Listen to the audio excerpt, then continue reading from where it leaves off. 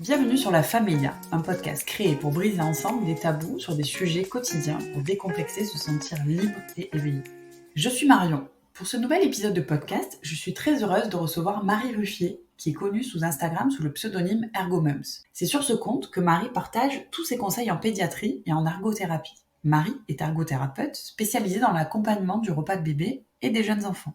Quand on devient parent, l'alimentation de son enfant peut vite devenir une source de questionnement et même parfois de stress. Et donc Marie est là pour donner des bonnes informations, mais aussi des outils pour mieux comprendre le développement avec votre enfant et donc mieux l'accompagner. Je vous laisse découvrir cet épisode et je vous souhaite une bonne écoute. Bonjour Marie. Pour ceux et celles qui ne te connaissent pas encore, est-ce que tu pourrais nous parler un peu de toi et nous présenter ton parcours, s'il te plaît ? Alors moi je suis Marie, je suis ergothérapeute de profession et aussi quand même maman de 3 enfants. Alors donc je travaille ergothérapeute, c'est un peu s'occuper de l'occupation des gens, des enfants, des adultes, des adolescents, des personnes âgées. Et l'occupation c'est tout, le repas, le jeu, la mobilité, tout ce qui touche un petit peu au développement de l'enfant, à ses activités. Et bien sûr, on n'accompagne pas que les enfants, on accompagne aussi les mamans. Et notamment, moi, je suis spécialisée en alimentation du bébé et du jeune enfant. Et donc, j'accompagne les bébés et les parents pour avoir des repas plus sereins et aussi réapprendre à manger quand c'est un trouble de l'alimentation. Ben écoute Marie, c'est un sujet hyper intéressant et ça me touche particulièrement parce que j'ai une petite fille qui va avoir 2 ans et on s'est posé beaucoup de questions quand elle est née. À quel moment la solliciter, à quel moment commencer la diversification alimentaire justement. Et puis au fil des mois, il y a des évolutions et notamment dans l'alimentation, tu vas retrouver des comportements que tu n'avais pas du tout, avec un bébé qui mange très bien à la crèche, qui refuse de manger à la maison. Puis après, tu le sollicites un peu différemment, il se remet à manger, puis après tu le sors de table et puis il a refaim. Donc c'est un peu mon quotidien en ce moment. Et on s'est aussi beaucoup posé des questions sur la mobilité et motricité libre de notre fille. Donc nous, on a une petite fille qui a marché à 9 mois, qu'on était à pieds nus tout le temps, etc. Et du coup, ça m'intéresse vachement d'avoir ton avis sur tous ces sujets. Et du coup, quel est ton rôle, toi, auprès des parents et des jeunes enfants? À quel moment tu interviens et à quel moment on peut s'ouvrir sur l'ergothérapie finalement si on le fait pas naturellement? Alors, tu vois, j'interviens dès qu'en fait, il y a des difficultés alimentaires. C'est-à-dire que dès qu'on va dire que, tiens, j'ai un problème avec mon enfant, il mange mal, c'est compliqué, il refuse, j'arrive pas à lui donner le biberon, il veut que le sein, toutes ces petites choses, il veut pas de la cuillère, il refuse les légumes. Voilà, toutes ces petites choses qui vont rendre moins sereine et moins performante l'alimentation. Et donc là, on m'appelle en tant qu'ergothérapeute pour voir pourquoi l'enfant, est-ce qu'il y a un problème organique, est-ce que c'est sensoriel, est-ce que c'est moteur, ou est-ce que c'est simplement accompagner les parents dans peut-être leur posture, leur attitude, leur proposition pour que du coup ce soit plus performant le repas et beaucoup plus serein. C'est ça qu'on veut, de la sérénité au repas.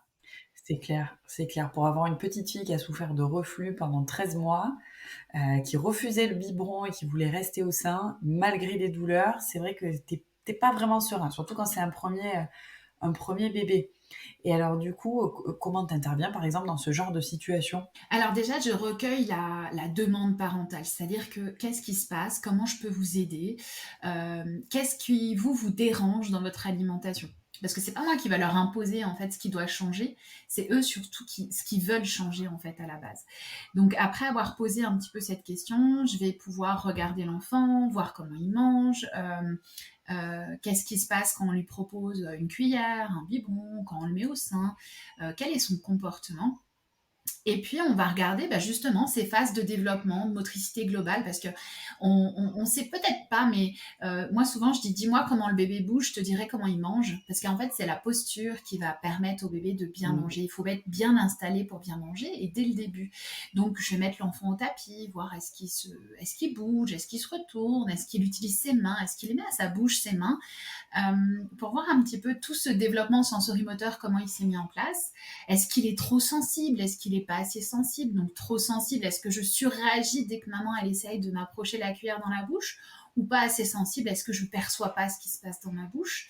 Et puis tu parlais des RGO, mais le RGO c'est effectivement une difficulté qui est organique à la base, mais qui peut devenir émotionnelle, c'est-à-dire que j'ai faim, tu me donnes à manger, j'ai mal, Eh ben, ensuite, je veux plus manger parce que ça me fait mal de manger.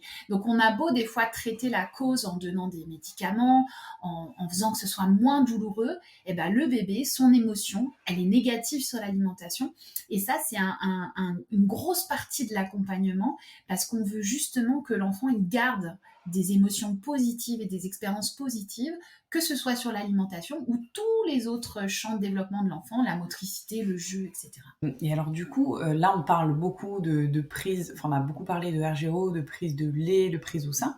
Mais alors comment est-ce qu'on commence la diversification alimentaire? Je sais que quand mon pédiatre m'a dit, bah voilà, ça y est, c'est parti, il faut lui donner des purées et des compotes, j'étais complètement perdue. Je savais pas à quel moment commencer, parce que j'allaitais, mais je voulais aussi commencer à lui donner du solide. Et puis je la voyais en train de réclamer à chaque fois que j'avais une cuillère pour lui donner ses vitamines, elle était là, voilà, elle regardait un petit peu dans l'assiette des autres. Donc nous, ça a commencé autour de 5 mois à peu près ça. Quels sont tes recos? Ouais, alors les recos, c'est à partir de 4 mois révolus. Donc ça veut dire quand bébé rentre dans son 5e mois. Et parfois, quand on dit 4 mois, eh ben, on commence au premier jour des 4 mois, alors qu'il faut vraiment attendre que le 4e mois soit passé et qu'on rentre dans le 5e mois. On entend aussi le reco à partir de 6 mois, notamment parce qu'on recommande un allaitement exclusif jusqu'à 6 mois. Alors, ce qu'il faut faire attention, c'est que, tu sais, on parle beaucoup de diversification alimentaire. Il faudrait vraiment appeler ça une découverte alimentaire parce que c'est pas une diversification, c'est on va faire découvrir à bébé. Et à partir de 4 mois révolus, les études ont montré quand même qu'il était bien de faire découvrir à bébé les aliments, notamment au niveau des allergènes, tu sais, toutes ces petites choses qui peuvent causer des soucis. Parce que plus on fait tôt, plus en fait les allergènes, il y a moins de risques de développer ensuite des allergies, notamment quand c'est des terrains allergènes, des familles allergiques en fait. Donc on commence à partir de 5 mois, enfin de 4 mois révolus quand bébé rentre dans le 5e mois. Mais surtout, s'il y a quelque chose à avoir en tête, c'est qu'on s'en fout des quantités. Ce qu'on veut, c'est que bébé, t'as dit quelque chose d'intéressant, il voulait ma cuillère de petites vitamines. Dès qu'on voit que bébé, il veut la cuillère, on va lui proposer la cuillère et c'est lui notre guide. Tu sais, on va observer bébé, c'est vraiment lui qui va nous guider.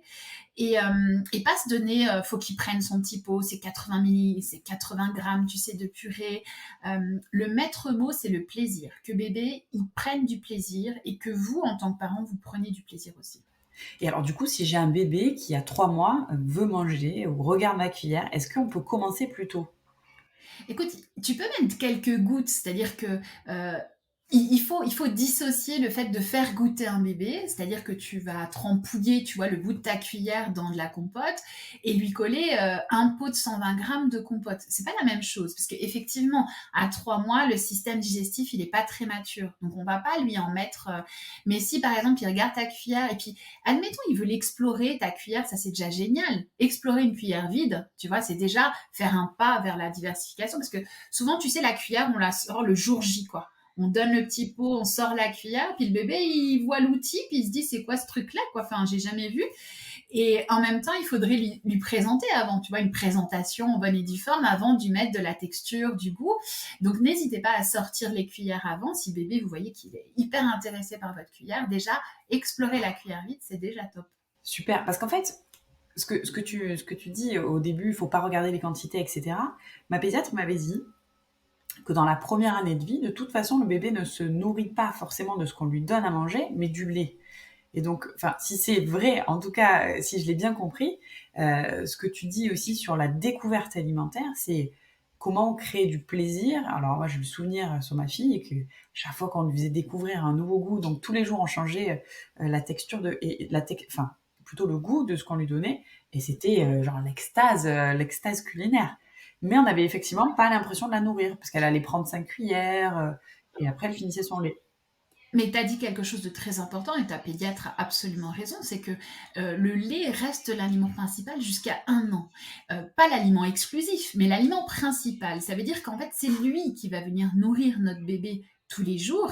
Et comme tu l'as dit, en fait, la cuillère, les textures, les goûts, c'est une découverte. Et la lune de miel de la découverte alimentaire pour bébé, c'est de 6 à 12 mois. Parce que de 6 à 12 mois, il met tout ce qui se mange dans la bouche et tout ce qui se mange pas. Donc du coup, dès que tu vas lui présenter quelque chose, en fait, il va l'explorer. Et comme tu dis, en fait, le but, c'est d'avoir une extase de découverte alimentaire du bébé. Et on s'en fout qu'il en ait pris 1 cuillère, 2 cuillères, 10 cuillères, peu importe. Le but, c'est de lui présenter un maximum de goût, de texture et d'aliments. Et alors du coup, qu'est-ce qu'on fait si bébé refuse certains aliments? Alors, c'est vrai que dès qu'il refuse, on est un peu perdu. Et on est un peu perdu parce que personne ne sait quoi trop nous dire aussi. Et puis, tu as 10 sons de cloche de tata, de belle-maman, du médecin. Puis, bah, du coup, il faut un peu débroussailler tout ça, quoi. Alors, le bébé qui va refuser la cuillère, par exemple, qui va réagir très fortement à la cuillère, on va lui donner un temps d'habituation. Notre cerveau, il aime bien les petits changements, il aime bien prendre le temps, tu vois, quand ça change. Donc, le bébé, on va lui donner ce temps-là. Et puis, tu sais, des fois, je dis souvent, mettez une petite quantité sur la cuillère. Alors, il y a des parents qui me disent, mais j'ai mis une petite quantité, Marie, puis je leur dis, t'as mis combien sur la cuillère? Puis ils me montrent. Mais moi, quand je dis petite quantité, c'est la quantité d'un grain de semoule, tu vois, de Ah purée. oui, C'est une trace, en fait, de purée. Parce que effectivement, certains bébés vont surréagir trop fort. C'est-à-dire que toi, tu vas trempouiller ton bout de cuillère, mais ça fait déjà trop dans la bouche. Et puis, du coup, ils vont avoir, tu sais, on a l'impression qu'ils s'étouffent, ils ont un haut de cœur, de dégoût.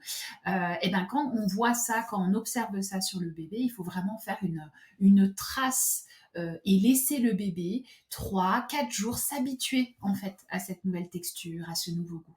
et alors moi j'ai une question qui me taraude parce que j'ai été confrontée à ça. Ma fille avait à peu près 15 mois.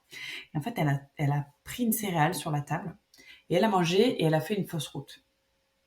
Donc j'avais vu des vidéos en ligne sur internet de comment réagir sur les fausses routes et je crois que j'ai eu la peur de ma vie et je m'en souviendrai, je pense toujours. Elle est devenue, enfin elle s'est étouffée quoi. Et donc j'ai fait les premiers secours et ça m'a sauvée.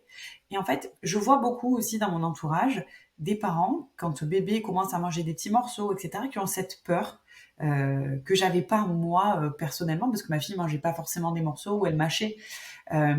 J'ai deux questions là qui arrivent. Elle n'avait pas du tout de dents. Elle a commencé à avoir des dents très tard, à partir de 11 mois, tu vois. Mais elle mâchait quand même avec les gencives. Et je vois autour de moi beaucoup de parents. Le bébé mange des morceaux et en fait ils mettent les doigts dans la bouche pour sortir le morceau parce qu'ils ont peur qu'il s'étouffe. Alors, je pense qu'il y a deux questions. Il y a cette peur de l'étouffement hein, au niveau des morceaux, ce questionnement sur est-ce qu'il faut des dents pour mâcher aussi. Alors, est-ce qu'il faut des dents pour mâcher? Non, parce que tu vois, les premières dents, c'est les dents de devant qui sortent et on n'est pas des lapins, donc du coup, on mange pas avec nos dents de devant, on mange avec nos dents sur le côté. Donc, et ces dents sur le côté, tu vois, ils sortent à 17, 36 mois, c'est tard et c'est trop tard. Rappelez-vous, hein, notre lune de miel, c'est 6, 12 mois, même pour les aliments en morceaux. Donc, et puis alors, l'avantage, c'est que ces gros muscles au niveau des joues, c'est des masséters qui sont très très forts, qui sont les muscles les plus forts du corps humain. Donc eux, ils vont broyer sans problème, hein. Avec dents, sans dents, eux, ils font leur job. Donc pas d'inquiétude. Donc on n'attend pas les dents hein, pour donner les morceaux, on attend la position assise. C'est la seule reco, d'accord? Bébé, on peut le poser en position assise, on peut lui donner les morceaux.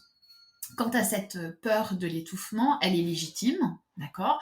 Par contre, il n'y a pas plus de risque que bébé s'étouffe avec un morceau qu'avec de la purée, qu'avec son lait, d'accord? On peut s'étouffer avec à peu près n'importe quoi, même nous. Par contre, on va être vigilant. C'est-à-dire que tu vois, les petites céréales, effectivement, qu'ils ont une forme un petit peu ronde, un petit peu, eh ben, elles ont la taille de la trachée de l'enfant, donc là où passe l'air. Hein. Et donc, si c'est pas bien mâché, comme nous, on pourrait le faire, tu sais, des fois, on mâche pas assez, puis ça passe. Eh ben, du coup, le bébé peut faire une fausse route. Alors, il faut dissocier le nauséeux timing où, tu vois, c'est un morceau qui est pas assez mâché, qui passe et tu vas avoir la toux qui va le faire ressortir, d'un étouffement partiel ou total, d'accord? Partiel, ton bébé pleure, il essaye de se dégager, tout ça, il respire, d'accord? Donc il n'y a pas de crainte à avoir, il faut le laisser essayer de se désobstruer. Par contre, un étouffement total, c'est ton bébé qui change de couleur, il n'y a plus de son, il n'y a plus d'image, hein. Et ça, il faut faire les manœuvres de premier secours, mais la manœuvre de premier secours, c'est pas d'aller forcément dans la bouche, parce qu'en fait, si tu vas dans la bouche, tu vas amener la position de tête en arrière, en extension, tu vas mettre le doigt, et admettons que le morceau n'était pas bloqué plus loin, tu risques de le mettre plus loin. D'accord?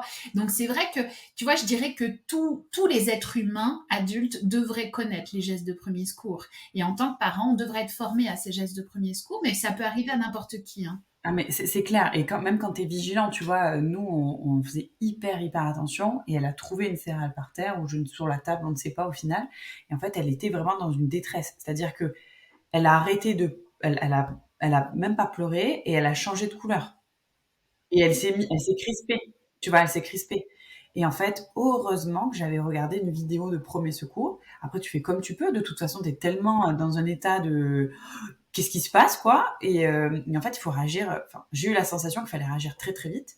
Et heureusement que cette vidéo, j'avais vu ça sur Instagram, sur le compte de Pédiurge, si je bafouille pas trop. Et en fait, bah, il a sauvé la vie, je pense, de ma fille. Mais du coup, le message que je retiens quand même, c'est que si on n'est pas dans cette situation, ça va quand même. Et il faut surtout pas mettre le doigt dans la bouche, quoi. Voilà, c'est ça. C'est qu'en fait, le bébé, il peut avoir un morceau qui est mal mâché, tu vois, parce qu'il n'a pas assez mâché. Donc, si tu vois qu'il essaye de se désobstruer, qu'il pleure, qu'il parle, simplement que c'est un nauséeux pour le faire ressortir, là, il faut pas aller dans la bouche parce que c'est là que tu risques de déclencher en fait un étouffement, tu vois, parce que tu vas arriver avec ta main dans la bouche et ça va faire partir un morceau qui devrait pas partir et qui n'était pas en train de partir. Par contre, effectivement, comme tu l'as décrit, toi tu l'as très bien observé chez ta fille, pas de son, pas d'image, pas de respiration, le bébé qui change de couleur, là c'est une urgence vitale. Et alors du coup, j'ai une autre question. Autour de moi, j'ai des parents qui ont des réflexes aussi de mettre les doigts dans la bouche, et ce que j'ai pu avoir aussi à un moment donné. Par exemple, tu as un bébé, tu lui donnes un bout de fromage. Il va le manger, tu as l'impression qu'il l'a avalé, il va manger autre chose. Et en fait, tu le retrouves dans le coin de la bouche et il n'a pas fini de le manger, de le mâchouiller. Qu'est-ce que tu fais? Tu le laisses. Alors, tu le laisses si ça le dérange pas, mais par contre, attention, parce que on va pas le coucher et le laisser marcher comme ça. Parce que tu vois, ce morceau-là qui est dans un coin de ma bouche, si je fais autre chose, si je me couche, c'est là où il peut passer derrière. Donc, il faut quand même aller le chercher. Si le bébé passe à autre chose. Mais aller le chercher, ça veut dire que déjà, je vais amener la tête en position un peu de flexion. D'accord. Donc le menton qui va se rapprocher de mon torse, quoi, de mon tronc. Et puis là, je vais aller chercher avec mon doigt sur le côté. Ce qui fait que si le morceau se détache, se débloque, il va tomber et il va pas tomber de l'autre côté. Tu vois ce que je veux dire? Donc cette flexion de tête, en fait, elle est importante si tu vas chercher. Et qu'on a tendance à, quand on a peur, à aller dans la bouche, mais du coup, tu déclenches une extension, la problématique de l'autre côté. Donc le morceau passe et va passer dans le mauvais trou, quoi. En fait, la solution, ce serait soit de le laisser si ça le dérange pas, de toute façon, il va mâchouiller son morceau, soit de lui demander de le recracher, quoi. Exactement. Tu vas demander à bébé. Alors, des fois il peut, des fois il peut pas en fonction de sa capacité aussi, mais lui faire prendre conscience. Tiens, regarde, on lui touche la joue, on lui dit, t'as un petit morceau dans ta joue. Est-ce que tu arriveras à le recracher? Montre à maman comment tu craches. Et on peut lui montrer comment cracher aussi à l'enfant.